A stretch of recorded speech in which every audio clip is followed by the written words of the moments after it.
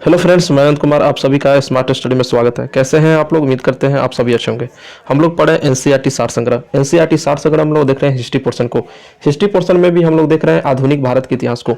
आधुनिक भारत के इतिहास का जो है अलग अलग वीडियो के माध्यम से, इसके पहले भी वीडियो के माध्यम से जो है अलग अलग टॉपिक को कराया गया है। अगर आपने नहीं देखा है तो जस्ट जाइए प्लेलिस्ट में, वहाँ एनसीईआरटी सार संग्रह हिस्ट्री के नाम से प्लेलिस्ट बना हुआ है, वहाँ से 1 बाई 1 करके सभी वीडियो देख लीजिए। ठीक है, ये हमारा जो है लगभग 1 2 3 मैंने 3 या 4 वीडियो के माध्यम से हम लोग हिस्ट्री को पूरा खत्म होगा। इसके बाद क्या स्टार्ट करना है आप लोग कमेंट बोर्ड में बता दीजिएगा किस सब्जेक्ट को स्टार्ट किया जाएगा। ठीक है, चलिए देखते हैं आधुनिक भारत के इतिहास में हम लोग का आज का टॉपिक क्या है।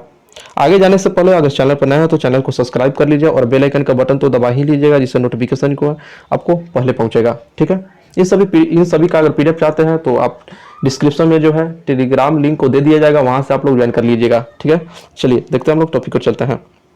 आज का टॉपिक क्या है तो कैबिनेट मिशन और संविधान सभा तथा अंतरिम सरकार का गठन। चलिए कैबिनेट मिशन से हमारा क्या क्वेश्चन बनता है देख लेते हैं।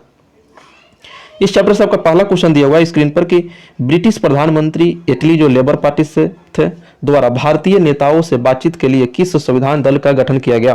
तो कैबिनेट मिशन का गठन किया गया। कैबिनेट मिशन कब भारत आया? तो 24 मार्च 1946 को भारत आया था। कैबिनेट मिशन की अध्यक्षता ब्रिटेन के प्रधानमंत्री लॉर्ड पैथिक लॉरेंस द्वारा की गई तथा इसमें शामिल 2 अन्य सदस्य थे, स्टेफर्ड क्रिप्स एवं एवी अलेक्जेंडर। ठीक है, अगला क्वेश्चन कि कैबिनेट मिशन के भारत आगमन के समय कांग्रेस के अध्यक्ष कौन थे? तो मौलाना अबुल कलाम आजाद जो थे कांग्रेस के अध्यक्ष थे। कैबिनेट मिशन के आगमन के समय भारत के वायसराय कौन थे? तो लॉर्ड वेवेल जो थे भारत के वायसराय थे। कांग्रेस के किस प्रमुख नेता द्वारा कैबिनेट मिशन का पूर्ण समर्थन किया गया? तो महात्मा गांधी के द्वारा है कैबिनेट मिशन का पूर्ण समर्थन किया गया। कैबिनेट मिशन के प्रमुख प्रधान क्या थे उन सभी को देख लेते हैं। पहला प्रधान की अगर बात करें तो भारत की एकता बनाई रखी जाए, मुस्लिम लीग की पाकिस्तान की मांग अस्वीकार कर दी गई और भारत एक संघ होगा जिसमें ब्रिटिश प्रांत तथा देशी रियासतें शामिल होगी। संविधान सभा का गठन किया जाएगा जिसमें प्रांतीय विधानसभा तथा देशी रियासत के प्रतिनिधि भी शामिल होंगे। अगला क्वेश्चन, कैबिनेट मिशन योजना को स्वीकार करके मुस्लिम लीग द्वारा प्रत्यक्ष कार्यवाही दिवस कब मनाया गया? तो 16 अगस्त 1946 को प्रत्यक्ष कार्यवाही दिवस मनाया गया। कैबिनेट मिशन योजना के स्वीकार करके किसने बनाया? तो मुस्लिम लीग द्वारा। प्रत्यक्ष कार्यवाही दिवस के दौरान हुए हिंसक घटनाओं को शांत कराने के लिए महात्मा गांधी जी कहाँ गए थे? तो नोआखाली जो कि वर्तमान में बांग्लादेश में है। नोआखाली में गांधी जी के विवेक एवं साहस को देखकर माउंट बेटन द्वारा उन्हें कौन सी उपाधि दी गई? तो 1 मैन बाउंड्री फोर्स के उपाधि दी गई। वर्ष 1922 के कांग्रेस के अधिवेशन में किसके द्वारा यह विचार प्रस्तुत किया गया कि भारतीय संविधान जो है भारतीयों की इच्छा अनुसार ही होगा? तो महात्मा गांधी के द्वारा। संविधान सभा के गठन का प्रावधान किस मिशन के अंतर्गत किया गया? तो कैबिनेट मिशन के अंतर्गत किया गया संविधान सभा का गठन। नेक्स्ट लाइन पर चलते हैं। अगला लाइन नोट पर दिया हुआ है कि कैबिनेट मिशन योजना के अनुसार जुलाई 1946 में संविधान सभा के चुनाव हुए थे, जिसमें प्रांतों के लिए 296 सीटों के लिए सदस्यों के लिए यह चुनाव हुआ, जिसमें कांग्रेस के 208 और मुस्लिम लीग के 73 और 15 अन्य दलों से थे और स्वतंत्र उम्मीदवार भी निर्वाचित हुए थे। नेक्स्ट क्वेश्चन, संविधान सभा का पहला सत्र कब आयोजित किया गया? तो 9 दिसंबर 1946 को आयोजित किया गया। 9 दिसंबर 1946 को संविधान सभा का किसे अस्थायी सदस्य चुना गया? तो डॉक्टर सच्चिदानंद सिन्हा को अस्थायी सदस्य चुना गया। 11 दिसंबर 1946 को संविधान सभा की दूसरी बैठक किसको अस्थायी अध्यक्ष चुना गया? तो राजेंद्र प्रसाद को अस्थायी अध्यक्ष चुना गया था। वायसराय वेवेल द्वारा किसे अंतरिम सरकार बनाने का निमंत्रण दिया गया? तो जवाहरलाल नेहरू को। जवाहरलाल नेहरू के नेतृत्व में अंतरिम सरकार का गठन कब किया गया? तो 2 सितंबर 1946 को।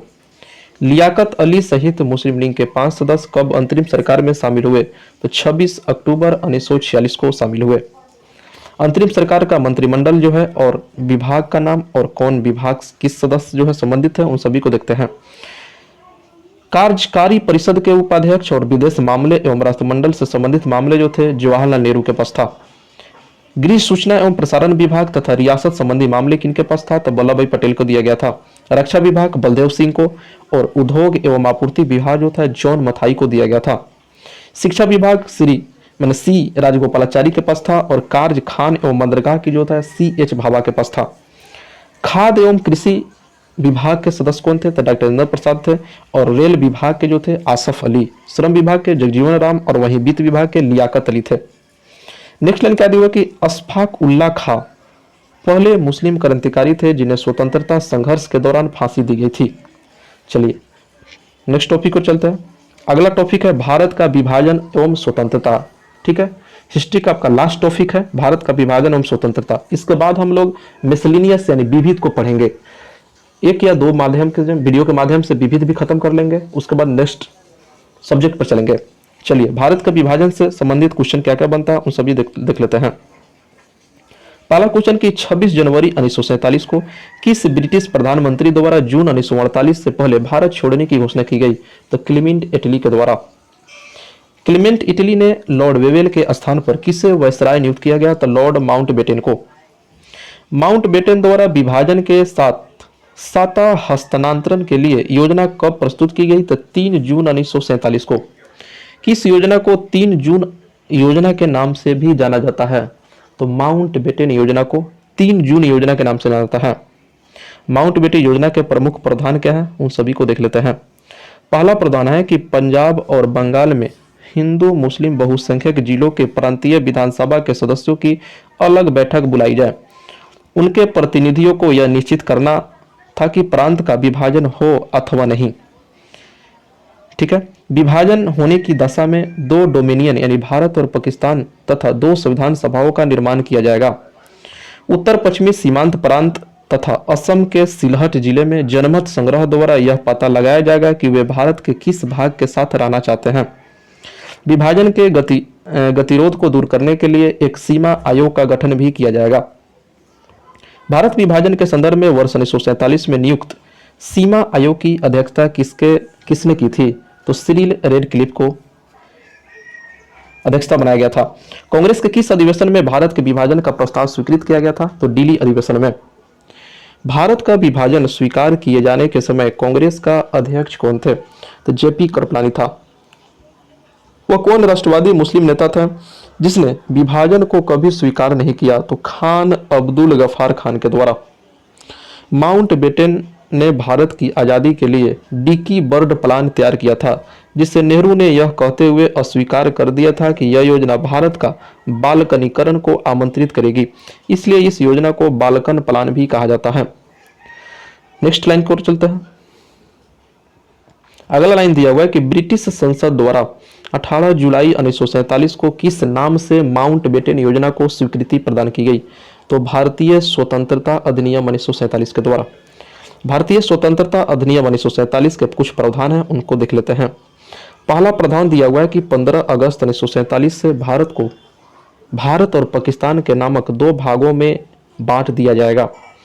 प्रत्येक अधिराज्य यानी डोमिनियन में एक गवर्नर जनरल होगा जिसकी नियुक्ति इंग्लैंड के सम्राट करेगा। नए संविधान का निर्माण होने तक दोनों राज्यों का प्रशासन भारत शासन अधिनियम 1935 के अनुसार चलाया जाएगा और भारतीय रजवाड़ों को स्वतंत्र रहने का विकल्प नहीं दिया जा सकता। उन्हें यह तो भारत में रहना होगा या पाकिस्तान में। ठीक है, इन सभी बात जो था 1947 के प्रावधान थे। अगला क्वेश्चन कि भारत की स्वतंत्रता के समय कांग्रेस के अध्यक्ष कौन थे? तो जेपी कृपलानी थे। भारत के अंतिम वायसराय कौन थे? तो लॉर्ड माउंटबेटन। स्वतंत्र भारत के प्रथम गवर्नर कौन थे? तो लॉर्ड माउंटबेटन थे। स्वतंत्र भारत के प्रथम एवं अंतिम भारतीय गवर्नर जनरल कौन थे? तो सी राजगोपालाचारी। कांग्रेस के किस प्रमुख नेता ने स्वतंत्रता दिवस के समारोह पर भाग नहीं लिया था? तो महात्मा गांधी। 15 अगस्त 1947 की मध्यरात्रि में केंद्रीय असेंबली में जन गण मन तथा इकबाल द्वारा रचित सारे जहां से अच्छा हिंदुस्तान हमारा किसके द्वारा गाया गया? तो MS सुब्बालक्ष्मी के द्वारा गाया गया। प्रथम बार भारत के प्रधानमंत्री की नियुक्ति किसके द्वारा की गई थी? तो गवर्नर जनरल के द्वारा की गई थी। पाकिस्तान का प्रथम गवर्नर जनरल कौन था? तो मोहम्मद अली जिन्ना। भारतीय संविधान का पूर्ण रूप से कब लागू किया गया? तो 26 जनवरी 1950 को लागू किया गया। भारत की स्वतंत्रता के पश्चात लोकसभा का प्रथम अध्यक्ष किसे बनाया गया? तो JV मावलंकर को लोकसभा का प्रथम अध्यक्ष बनाया गया था। नेक्स्ट लाइन क्या दिया हुआ है और लास्ट लाइन कि गांधी जी की मृत्यु 30 जनवरी 1948 को हुआ, पर जवाहरलाल नेहरू ने कहा था कि हमारे जीवन से प्रकाश क्या हो गया? गायब हो गया। ठीक है, और इसी के साथ हम लोग का हिस्ट्री का जो है लास्ट पोर्शन था और इसी का हम हिस्ट्री खत्म हो गया। हिस्ट्री का अब बच गया आपका 2 वीडियो और आएगा, विविध यानी मिसलिनियस को देखेंगे। ठीक है, वीडियो कैसा लगा कमेंट के द्वारा जरूर बताइएगा, और अभी तक चैनल पर को सब्सक्राइब नहीं किया है तो चैनल को जरूर सब्सक्राइब कर लीजिए और बेल आइकन का बटन दबा लीजिएगा। ठीक है, पढ़ाई से रिलेटेड जो भी वीडियो आएगा आपके पास पहले पहुंचेगा। ठीक है, और वीडियो को ज्यादा से ज्यादा शेयर कीजिए। फिर मिलते हैं नए टॉपिक के साथ, तब तक वीडियो देखने के लिए धन्यवाद।